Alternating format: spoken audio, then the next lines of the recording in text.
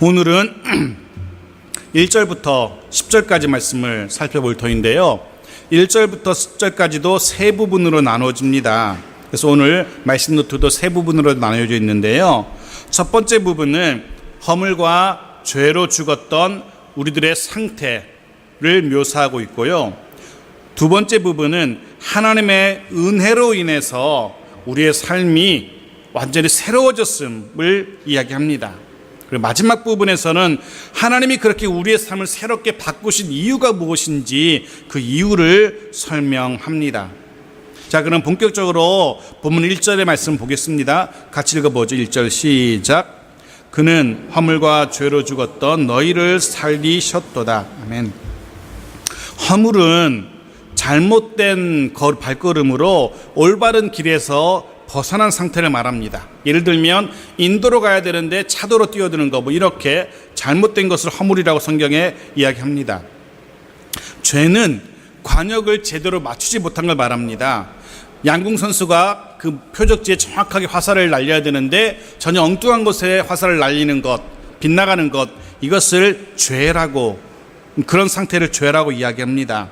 하나님께서 정해 놓으신 그 기준에 못 미치는 것, 벗어나는 것을 죄라고 이야기하는 겁니다. 하나님이 정해 놓으신 길에서 벗어나는 것을 허물이라고 이야기하고요. 약간의 허물과 죄는 약간의 구분은 되지만 사실은 별다른 차이는 없습니다. 다 같은 의미로, 즉 허물과 죄는 같은 것을 이야기하면서 강조하는 그런 표현으로 생각하시면 될 겁니다. 그리고 성경은 그 허물과 죄, 하나님의 기준에 못 미치고 하나님이 원하시는 길에서 벗어난 그것 때문에 이미 모두가 다 죽었다라고, 죄로 죽었던이라고 표현하죠. 이미 죽었다라고 선언합니다. 이미 죽은 상태, 이미 죽은 자, 이것이 예수 믿기 전 사람들의 상태입니다. 이렇게 얘기하면 근육질의 남자는 그렇게 말할 겁니다. 자기 근육을 자랑하면서 나 좀 보십시오. 이렇게 건강한데 제가 죽었다니 말도 되지 않습니다. 그렇게 말할 수 있습니다. 죽은 상태라고, 죽은 자라고 이야기하면 생기발랄한 아가씨들은 말할 겁니다. 내가 죽었다니요. 이 탱탱한 피부를 보십시오. 죽기는 왜 죽습니까? 라고 말할지도 모르겠습니다. 하지만 아닙니다. 죽었습니다. 죽은 상태 맞습니다. 먼저 영적으로 죽은 상태 맞습니다. 영적으로 완전히 죽은 자들입니다. 생명의 근원으로부터 끊어진, 단절된 상태에 있습니다. 이렇게 영적으로 죽은 자들은요, 더 이상 하나님의 말씀에 반응하지 못합니다. 하나님의 은혜에 반응하지 못합니다. 죽었으니까. 영적인 것들을 듣지도 못하고 보지도 못하고 느끼지도 못하는 상태, 영적으로 죽은 상태인 것입니다. 영적으로만 죽은 것이 아닙니다. 육체적으로도 이미 죽은 상태 맞습니다. 마치 잘려져서 화백에 꽂혀진 한 송이 장미꽃처럼, 지금은 살아있는 것처럼 예쁘게 보이지만 실상은 그것이 나무에서 끊어지는 순간 이미 죽은 상태 맞습니다. 이미 죽은 상태로 서서히 죽어가고 있는 겁니다. 그렇습니다. 우리 모두 허물과 죄로 인해서 이미 완전히 철저하게 죽은 자들이었습니다. 더 이상 살 소망이 없는 자들이었습니다. 2절 말씀도 보십시오. 같이 읽어보겠습니다. 시작. 그때 너희는 그 가운데서 행하여 이 세상 풍조를 따르고 공중의 권세 잡은 자를 따랐으니 곧 지금 불순종의 아들들 가운데서 역사하는 영이라. 보십시오. 그렇게 허물과 죄로 죽은 이들의 모습이 묘사되고 있습니다. 그들이 어떻게 살아가고 있습니까? 이 세상 풍조를 따르며 살아갑니다. 그래서 말하는 이 세상은요, 하나님을 대적하는 세상입니다. 하나님을 대적하는 세상, 보기 좋고 아름다운 이 세상이 아니고요, 하나님을 적극적으로 대적하는 세상을 말합니다. 그래서 이 세상은, 이 세상의 풍조는 하나님을 대적하는 가치체계, 하나님을 대적하는 세속문화, 이런 걸 말합니다. 죽은 자들, 죄와 허물로 죽은 자들은 하나님이 아니라 하나님을 대적하는 이 세상의 문화를 따라 살아가고 있는 겁니다. 뿐만 아니라 오늘 2절은 말하죠. 공중에 권세 잡은 자를 따라서 살아갔다라고 살아간다라고. 죽은 자들입니다. 공중의 권세 잡은 자는요, 사단을 이야기합니다. 허물과 죄로 죽었던 우리는 하나님이 아니라 사단에 끌려다니는 존재들이었던 겁니다. 그래서 그런 이들을 사도 바울은 불순종의 아들들이라고 정의를 내리고 있죠. 사단에게 끌려다닙니다. 하나님에게는 불순종하는, 사단에게 매여 사단에게 끌려다니는 그런 자들, 죽은 자들이었습니다. 3절도 보십시오. 여전히 계속해서 허물과 죄로 죽었던 때, 그때 우리의 모습을 이야기하죠. 3절 같이 읽겠습니다. 시작. 전에는 우리도 다 그 가운데서 우리 육체의 욕심을 따라 지내며 육체와 마음에 원하는 것을 하여 다른 이들과 같이 본질상 진노의 자녀이었더니 육체의 욕심을 따라 살았답니다. 그저 타락한 육체와 타락한 마음이 이끄는 대로, 자기 살고 싶은 대로 살았던 모습, 바로 이것이 허물과 죄로 인해 죽은 자들의 모습입니다. 세상 풍조를 따라 살아가고요, 공중의 권세 잡은 자를 따라 살아가고요, 육체 욕심을 따라서 살아가는 자들, 이들이 바로 허물과 죄로 죽은 자들이고, 본문은 이들을 본질상 진노의 자녀라고 정의 내립니다. 본질상 진노의 자녀.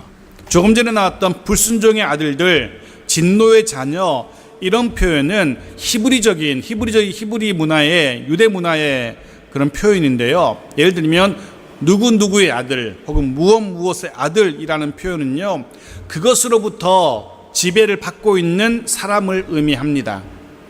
예를 들면 사망의 아들이라고 표현될 때는요, 사망이 주관하는 자, 죽은 자를 이야기하죠. 사망이 이렇게 쥐고 있는 자니까 죽은 자를 말하고요. 2절에 나왔던 불순종의 아들들이란 표현은 불순종하는 아들을 이야기하고, 또 진노의 자녀라는 표현은 그럼 뭘까요? 진노의 대상이 되는 자들을 이야기합니다. 진노의 대상이 되는 자들, 세상 풍조를 따라서, 공중 권세 잡은 자를 따라서, 육체 욕심을 따라 살아가던 자, 하나님의 진노의 대상이 되던 자들, 영적으로 죽은 자들입니다.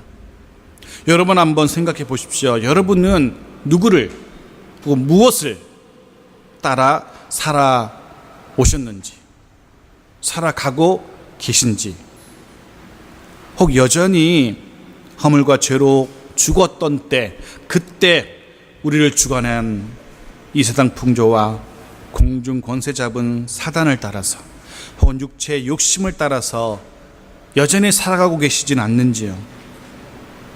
그것은 이전, 예수 그리스도를 알기 전 우리의 모습일 수는 있습니다.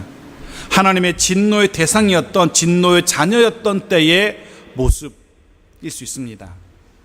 그런데 안타깝게도 주위를 둘러보면은요, 허물과 죄로 인해서 죽음에서 다시 살리심을 받았는데, 살리심을 받은 그리스도인들인데 또 여전히 옛 습관을 버리지 못하고, 옛 생활의 버릇 버리지 못하고 여전히 세상 풍조를 따라 살아가는 이들 볼 수 있습니다.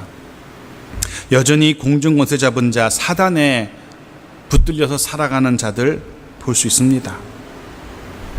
여전히 자신의 육체의 욕심을 따라 살아가는 그리스도인들 심심찮게 볼 수 있습니다.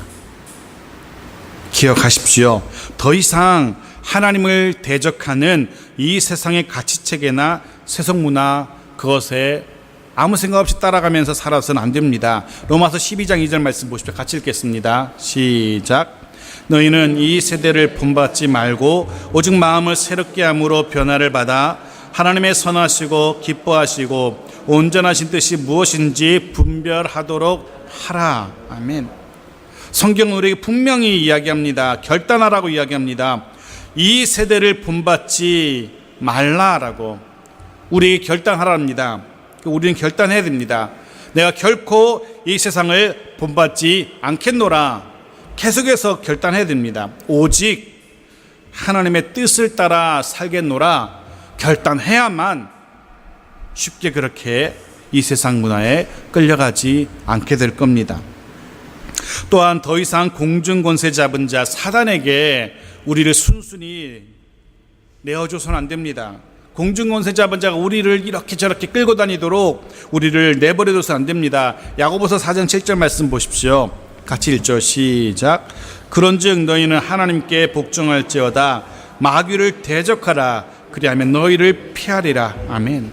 마귀를 대적하라 라고 강력하게 우리의 의사를 이야기해야 됩니다. 나는 너의 인도대로 살고 싶지 않아. 난 너를 대적할 거야 라고 강력하게 공중권세 잡은 자 사단 마귀를 대적해야만 합니다.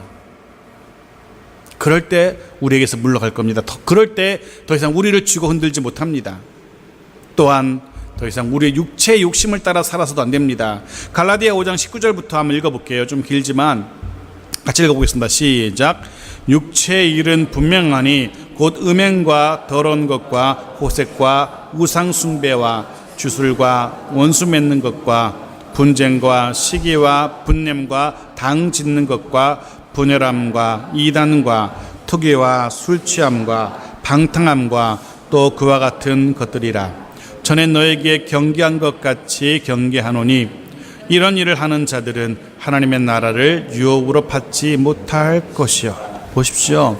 육체 욕심대로 사는 삶의 결국 이와 같습니다. 음행, 더러운 것, 호색, 우상 숭배, 주술, 원수 맺는 것 한없이 이어집니다.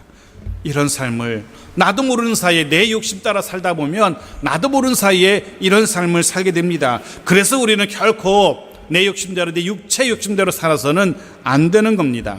우리는 이렇게 살겠노라, 이렇게 살지 않겠노라 결단하며 하나님 뜻대로 살겠노라 결단해야 되는 겁니다. 그리고 우리만 그렇게 살아서는 안 되고요. 우리만 그렇게 하나님의 뜻에 따라 살아가는 삶을 살아서는 안 되고요. 더 나아가 아직도 여전히 세상 풍조 따라 살아가는 사람들, 여전히 공중권세 잡은 사단을 따라 살아가는 우리 주변 사람들, 여전히 육체 욕심을 따라 살아가는 우리의 이웃들에게 분명히 말할 수 있어야 됩니다. 분명히 보여줄 수 있어야 됩니다. 그렇게는 살아서 안 된다고, 다르게 살아야 된다고, 이런 삶을 살아야 된다고 보여줘야 됩니다. 그 이런 삶이 어떤 삶입니까? 그것이 4절부터 나오는 이야기입니다. 허물과 죄로부터 죽었던 자들이 살아난 삶. 보십시오. 어떻게 그런 삶이 가능한지 4절과 5절 같이 읽겠습니다. 시작. 긍휼이 풍성하신 하나님이 우리를 사랑하신 그 큰 사랑을 인하여 허물로 죽은 우리를 그리스도와 함께 살리셨고 너희는 은혜로 구원을 받은 것이라. 아멘. 우리말 성경에는요 생략되어 있는데요, 그 4절 바로 시작이 긍휼로 시작되는 것이 아니라 그러나라는 단어로 시작됩니다. 3절까지 죽은 자의 삶을 이야기하고요, 허물과 죄로 죽은 자들의 삶은 이랬다라고 이야기하고 4절 시작하면서 그러나라고 시작합니다. 그러나 이전에 우리 모두는 그런 삶을 살았습니다. 그러나 하면서 하나님의 반전의 스토리가 이어집니다. 반전 드라마가 시작된 겁니다. 하나님이 그 반전 드라마를 시작하였습니다. 하나님의 긍휼로 반전, 우리 인생을 반전시키십니다. 그렇습니다. 저와 여러분의 인생은요 그러나의 인생입니다. 반전이 있는 드라마와 같은 인생이라는 겁니다. 기억하십시오. 하나님이 함께 하시는 인생은요 반드시 반전이 있습니다. 그 증거는 성경에 무수하게 많이 나옵니다. 예를 들면 아들이 없었던 불쌍한 아브람, 그러나 하나님께서 그에게 아들을 주셨고 그 아들을 통해 이스라엘 12지파가 생겨나게 되죠. 또 애굽의 노예로 팔려갔던 요셉, 그러나 하나님께서 그로 하여금 애굽의 총리가 되게 하셨고 뿐만 아니라 그를 통해 이스라엘이 보존되게 했습니다. 룻, 잘 아시는 룻은 남편을 잃고 시어머니와 함께 이스라엘에 돌아온 내일에 대한 소망이 없었던 모압 여인이었습니다. 그러나 하나님께서 남편을 주셨고 다윗의 조상, 또 메시아의 조상이 되게 하셨습니다. 신약으로 넘어온 베드로 잘 아실 겁니다. 그는 그저 하루하루 물고기 잡으며 살아가던 그런 어부였습니다. 그러나 하나님께서 그로 하여금 사람 낚는 어부 되게 하셨고요. 사울, 예수 믿는 자들을 잡아가두기 위해서 혈안이 되어 있었던 사람이었습니다. 그러나 하나님은 그를 이방인의 사도로 세우셨습니다. 꼭 기억하십시오. 하나님이 함께 하시는 우리의 인생은 그러나 이 인생 반전이 있는 인생입니다. 네, 그렇게 하나님이 우리의 허물과 죄로 죽었던 우리 인생을 반전시키셨어요. 우리 인생이 달라집니다. 첫 번째 어떻게 달라졌는지 사랑받는 인생으로 바뀌었습니다. 이전 3절까지에서는 그랬죠. 본질상 뭐였다고요? 진노의 자녀였더니 라고 기록되어 있었지만, 하지만 그 긍휼로 인하여 사랑받는 자들이 되었습니다. 사랑받는 자녀가 되었습니다. 흥미로운 사진 하나 보여드릴게요. 사진 하나 보십시오. 이게 무슨 사진 같습니까? 3살 난 아이의 뇌 사진입니다. 왼편에 있죠. 왼편에 있는 아이의 사진과 오른편에 있는 아이의 사진이 다르죠. 같은 3살 정도의 아이지만 다른 아이인데요. 왼편 아이는요, 사랑받고 자라는 아이의 뇌 사진이고요.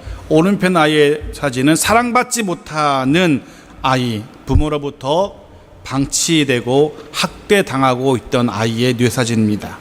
완전히 다르죠. 크기부터가 다르죠.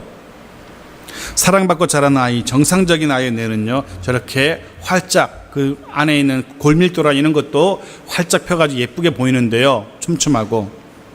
하지만 그렇지 않은 아이의 뇌는요, 크기도 현저하게 작고 뇌도 쪼그라져 있고 기능도 제대로 하지 못한답니다. 미국의 UCLA 연구팀이 연구한 바에 따르면 어릴 적 사랑이, 부모나 혹은 그를 바라보는, 그를 대하는 사람들의 사랑이 뇌를 이렇게 만든답니다. 그래서 사랑받지 못한 아이의 뇌는요, 충동도 억제하지 못하고 조절하지 못해서 나중에는요, 자라면서 마약에 혹은 폭력에 연루될 가능성이 많다라고 그렇게 연구 결과를 내놓았습니다. 사랑. 수많은 사람들이 자신들이 누군가에게 사랑받고 있다는 사실만으로도 힘들고 어려운 상황을 극복하곤 합니다. 이 땅의 모든 가장들이 사실은 그렇습니다. 자신을 믿어주고 또 자신을 사랑하는 가족들이 있다는 사실을 알기 때문에 그 더운 여름에도 또 차가운 겨울에도 이른 아침부터 일하러 나가는 것입니다. 사랑하는 이들이 있기 때문에. 하물며 하나님의 사랑을 받는 자들이라면 더 이상 무슨 말을 할 수 있겠습니까? 무슨 말이 필요하겠습니까? 우리는 하나님의 사랑을 받는 자들로 위치가 지위가 바뀐 겁니다. 기억하십시오. 첫 번째, 본질상 진노의 자녀였던 우리였지만 하나님의 긍휼로 사랑받는 자녀가 되었고요. 두 번째, 또 어떻게 우리 인생이 반전되는지, 하나님께서 그리스도와 함께 살리셨고 함께 일으키셨고 함께 하늘에 앉히셨답니다. 본문에 사용된 함께라는 이 단어가 의미가 있는데요, 즉 예수 그리스도와 함께라는 단어, 로마서 6장 5절에서는요 같은 의미를 이렇게 쓰고 있는데요, 6장 5절 보십시오. 같이 읽겠습니다. 시작. 만일 우리가 그의 죽으심과 같은 모양으로 연합한 자가 되었으면 또한 그의 부활과 같은 모양으로 연합한 자도 되리라. 아멘. 사도 바울은요, 아까 함께라는 에베소서의 그 표현을 로마서에서는 연합이라고 표현하고 있어요. 같은 의미입니다. 그리스도와 연합한 자 된 겁니다. 국회의원들을 뽑는 총선이나 대통령 뽑는 대선 혹은 선거철만 되면은요, 꼭 등장하는 용어들이 있습니다. 뉴스에 나오는 누가 누구랑 연합하기로 했다, 이렇게 단일화하기로 했다, 이렇게 누구는 누구랑 연합한답니다. 또 누구는 누구랑 연합한답니다. 이런 말들이 자주 나옵니다. 지금 우리나라도, 미국도 그렇지만 우리나라도 전당대회를 하느라고 한참 바쁩니다. 자세히 보면은요, 저마다 누구랑 연합할지가 초미의 관심사입니다. 저마다 자기에게 득표에 도움이 되는 사람과 한편 되어서 연합하고자 그것이 아주 혈안이 되어 있습니다. 좋은 사람과 연합하면 당선이 되는 것이고 부족한 사람과 연합하면 당선이 되지 못하기 때문에 그렇습니다. 누구랑 연합하는 것이 그렇게 중요합니다. 그런데 기억하십시오. 우리 모두는 누구랑 연합한 자입니까? 그리스도 예수와 연합한 자들입니다. 그리스도 예수와 연합한 자들. 더 이상 부족함이 없습니다.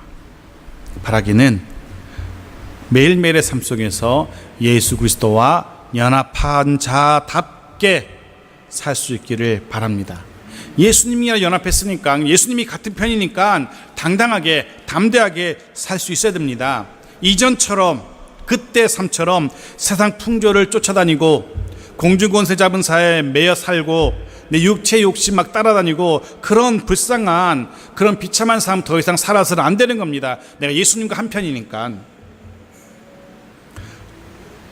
사도 바울은 그렇게 우리가 당당해야 될 이유를 우리에게 설명합니다. 예수님과 연합한 자, 하나님의 사랑받는 자가 되었고 예수님과 한편인 자가 되었습니다. 그러니 이제 부족한 것이 없는 겁니다. 전혀 삶이 바뀌었습니다. 그럼 왜 우리를 이전에 그때 그런 죽은 자의 삶에서 이렇게 사랑받는 자로 연합한 자로 살리셨을까? 이유가 무엇일까? 7절부터 진노의 자녀였던 우리를 사랑하신 이유, 진노의 자녀였던 우리를 살리시고 그리스도 연합한 자로 살게 하신 이유가 7절부터 표현됩니다. 7절 같이 읽겠습니다. 시작. 이는 그리스도 예수 안에서 우리에게 자비하심으로 그 은혜의 지극히 풍성함을 오는 여러 세대에 나타내려 하심이라. 그 은혜의 풍성함을 오는 여러 세대에 나타내려 하심이라. 우리는 하나님의 긍휼, 하나님의 사랑, 하나님의 자비하심의 산 증인들, 증거들인 겁니다. 사람들이 우리를 보면서 야, 하나님 진짜 긍휼하시구나, 우리를 보시면서 하나님 진짜 사랑이시구나, 하나님 참 자비하시구나 보여줄 수 있는 증거들, 산 증인들인 겁니다. 우리를 살리시고 일으키시고 하늘에 앉히신 하나님 아버지 그 은혜의 풍성하심을 보여줄 수 있어야 되는 겁니다. 그런 사명들이 있습니다. 괜히 우리 혼자 잘 먹고 잘 살려고 그렇게 하시려고 우리를 그렇게 살리시고 우리를 하늘에 앉히신 게 아닙니다. 그래서 베드로전서 2장 9절은요 이렇게 직접적으로 얘기하죠. 같이 읽어보겠습니다. 시작. 그러나 너희는 택하신 족속이요 왕같은 제사장들이요 거룩한 나라요 그의 소유가 된 백성이니 이는 너희를 어두운 데서 불러내어 그의 기이한 빛에 들어가게 하신 이의 아름다운 덕을 선포하게 하려 하심이라. 아멘. 베드로 사도는 아예 직접적으로 얘기하죠. 너희를 어두운 데서 불러낸 이유가 뭐냐? 어두운 데서 불러낸 이유는 그의 기이한 빛에 들어가게 하신 이의 하나님의 주님의 아름다운 덕을 선포하게 하려 하심이라. 이런 이유로, 이런 목적으로 우리를, 그 진노의 자녀였던 우리를 사랑하셨고 허물과 죄로 죽었던 우리를 살리신 겁니다. 그러니까 우리는 입 꽉 닫고 침묵해서는 안 됩니다. 그건 흔히 말하는 배반입니다. 배은망덕입니다. 우리를 살리신 하나님에 대한, 우리를 살리시고 일으키시고 하늘 보좌에 앉히신 하나님의 자비하심을 우리의 입을 열어서 선포할 수 있어야 됩니다. 10절에서도, 본문 10절에서도요 그런 우리의 사명이 발견되는데요, 10절 말씀 같이 읽어보겠습니다. 시작. 우리는 그가 만드신 바라 그리스도 예수 안에서 선한 일을 위하여 지으심을 받은 자니 이 일은 하나님이 전에 예비하사 우리를 그 가운데서 행하게 하려 하심이니라. 아멘. 우리는 그가 만드신 바라, 만드신 바, 원문상으로는요 포이에마라고 하는데 작품이라는 의미입니다. 작품. 그래서 제가 주로 이렇게 즐겨 찾는 표준 세번역 성경은 이렇게 번역하죠. 밑에 빨간색 같이 읽어보겠습니다. 시작. 우리는 하나님의 작품입니다. 선한 일을 하게 하시려고 하나님께서 그리스도 예수 안에서 우리를 만드셨습니다.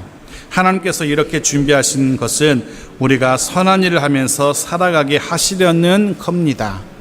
이해되십니까?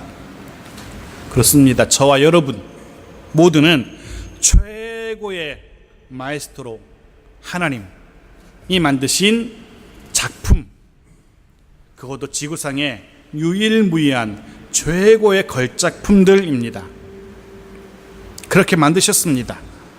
왜 그렇게 만드셨습니까? 선한 일을 하면서 살아가게 하시려고. 선한 일을 하게 하시려고. 그래서 근사한 최고의 작품으로 만드신 겁니다. 되게 유명한 대가들의 작품에는요, 서명이 들어가죠. 그림을 그리거나 뭐 하고 나서 자기 이름을 씁니다. 혹은 낙관을 찍어서 누구의 작품인지를 드러냅니다. 그 서명만 보면 이 작품이 피카소의 작품이구나, 이 작품이 누구의 작품이구나, 서명만 봐도 알 수 있습니다. 그렇다면 여러분은 분명 하나님이 만드신 최고의 작품, 걸작품이라고 성경은 이야기하는데, 무엇으로, 어떻게 하나님의 그 솜씨를 드러내시려는지요. 어떻게, 무엇으로 우리가 하나님의 작품이라는 것을 어떻게 드러내시고 선포하시려는지요. 마태복음 5장 16절 말씀 보십시오. 마지막으로 같이 읽고 말씀 마치겠습니다. 같이 읽죠. 시작. 이같이 너희 빛이 사람 앞에 비추게 하여 그들로 너희 착한 행실을 보고 하늘에 계신 너희 아버지께 영광을 돌리게 하라. 아멘. 어떻게 우리가 하나님의 최고의 작품인지를, 하나님의 솜씨인지를 드러낼 수 있습니까? 우리의 삶을 통하여, 우리의 삶의 모습, 그리스도인다운 선한 행실을 통하여 진노의 자녀에서 사랑받는 자녀로 바꾸신, 내 삶을 바꾸신 하나님의 그 솜씨를, 그 긍휼하심을 드러낼 수 있습니다. 그래서 특별히 우리의 매일의 삶이 그러해야겠지만, 특별히 이번 한 주만큼이라도 우리의 저마다의 삶의 모습을 결단해 보십시오. 내가 만나고 내가 교제하는 사람들에게 우리의 선한 행실을 통하여 선한 표정, 선한 말투, 선한 행동, 이런 걸 통하여 나를 그렇게 변화시키신 하나님의 긍휼하심을 보여줘야 됩니다.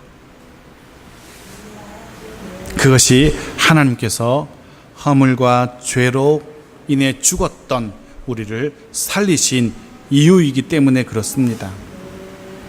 그것이 진노의 자녀였던 저와 여러분을 사랑하신 이유이기 때문에 그렇습니다. 그것이 예수 그리스도와 연합하게 하신 이유이기 때문에 그렇습니다. 바라기는 하나님의 낙관, 하나님의 서명이 되어서 우리의 삶을 그렇게 바꾸신, 최고의 걸작품으로 빚으신 하나님의 솜씨를 드러낼 수 있는 이번 한 주의 삶이 되어지기를 간절히 소원합니다. 아멘. 우리 잠깐 기도했으면 좋겠습니다.